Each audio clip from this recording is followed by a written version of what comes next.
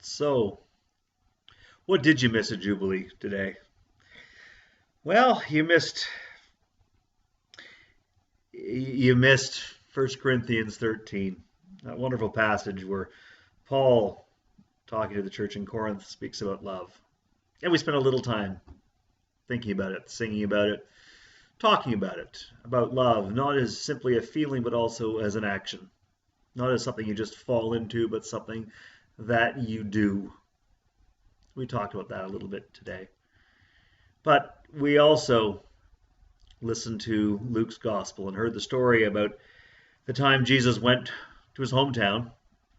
We started the story last week because he got up in the synagogue and he read from Isaiah. And he read about release to the captives. He read about hope for the oppressed. He read about freedom. And he told them that these words had been fulfilled in their hearing. And they were magical words. Clearly they were. There was surely a sense of awe and wonder. Perhaps even that kind of feeling that we imagine was present at his baptism. That sense of being in a holy place, or perhaps at the transfiguration with Moses and Elijah, that moment that was holy. You had a sense perhaps even of his being anointed, of his being the Son of God. But then that holy moment is shattered when someone says, "Isn't that Joseph's son?" Suddenly they start to remember who Jesus is, and it isn't long before they're running him out of town. Seriously, running him out of town. In fact, the description they give, they want to throw him off a cliff, which is really a stoning. We went from a holy moment to wanting to stone Jesus, just like that. And so we're left to wonder why would that be? And I suggested that part of it might be, in fact, that they knew him as a child, and therefore were not happy with him being somebody else. They didn't know him as anointed. They didn't know him as even a rabbi. They knew him as the kid who was on the bowling team, the guy who dated my sister, that guy. They knew him as a regular person. And so indeed, as he told them, a prophet is not able to be prophetic in his hometown because, well, perhaps because everybody knows him and they're not prepared to imagine that he could be something more than they've already identified. And that seems very real to me.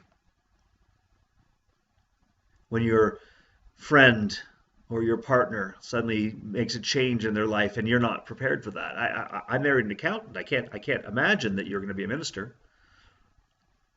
Your friend, your partner becomes sober. Well, you're not really a drunk, though. Come on out with us. It'll be okay, like the way it used to be. We know how people are supposed to be, and when they change, we get very upset. Fools are always fools. We can't imagine wisdom coming from the mouth of an idiot, and yet parents always see their children as children. It's hard for them to imagine their child as an adult because we don't want relationships to change. We're used to things being a certain way, and indeed the relationship has just changed. Jesus has got up and said, "I'm not just the guy who was on your bowling team. In fact, I am fulfilling the prophecy here and now. I am revealing to you a powerful presence of God," and they couldn't imagine that. So I think there's a challenge in that for us as a community to keep our minds open to the fact that people change and that we can't always predict who they're going to be or what's going to come out of their mouths or what actions they're going to take. We need to be open and not just slot people, because when we do slot people in, fit them into our vision, we run Jesus out of town. We miss the opportunity to recognize God's presence. If your partner is just the old ball and chain, it's hard to be amazed and surprised.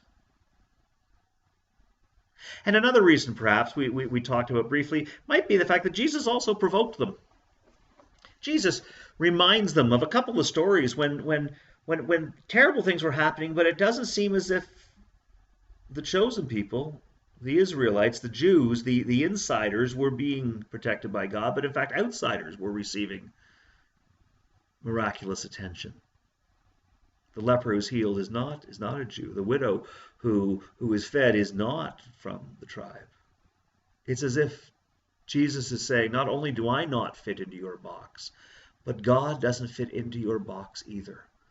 The box where you imagine that God is tribal and only concerned about you, your family, your people, your tribe. In fact, God is with those who would oppose you, just as God is with you.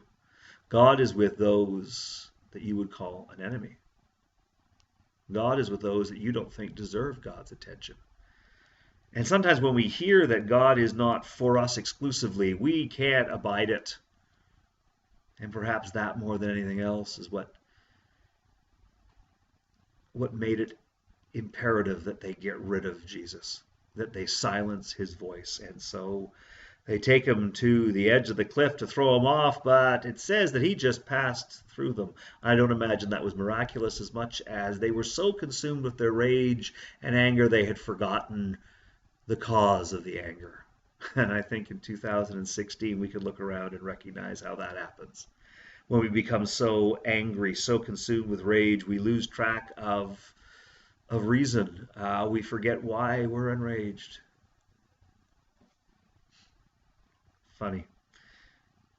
Funny what anger can do to us.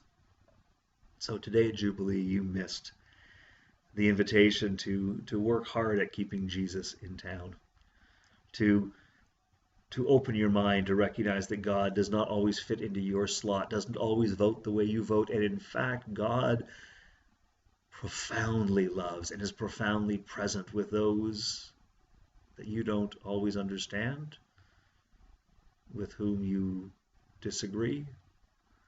God will not be bound by your definition. And if that's challenging, well, then that is the gospel. That's what you missed at Jubilee today. I hope that we get to see you soon. God bless.